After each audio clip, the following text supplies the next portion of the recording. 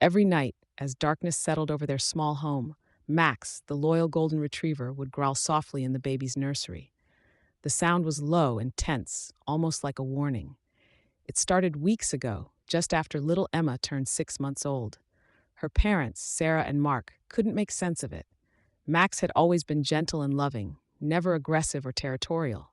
Why was he acting this way now? Sarah first noticed it one quiet evening when she went to check on Emma before bed. She heard the growl coming from the nursery and froze, her heart pounding in her chest.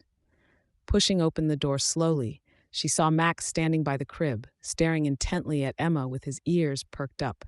His body was rigid, and his lips curled slightly in what looked like a protective stance. "Max, what are you doing?" Sarah whispered, confused but also frightened. She gently pulled him away, patting his head to calm him down, but the next night it happened again, and the night after that. Each time it was the same. Around midnight, Max would start growling softly, his focus unwavering on the sleeping infant. Mark suggested they set up a camera in the nursery to catch whatever might be causing Max's strange behavior. For days, they watched the footage anxiously, hoping for answers. But there was nothing out of the ordinary. Max simply sat by the crib, occasionally letting out a low growl while Emma slept peacefully. Frustrated and worried, they took Max to the vet, who confirmed he was perfectly healthy. A dog trainer offered theories, a hidden noise only dogs could hear, maybe even a gas leak, but thorough inspections revealed nothing amiss. As weeks passed, the couple grew more desperate. Sleepless nights weighed heavily on them, and guilt gnawed at their hearts. Could Max have developed some kind of aggression toward Emma? Reluctantly, they considered finding him a new home, though the thought broke both their hearts. But fate had other plans.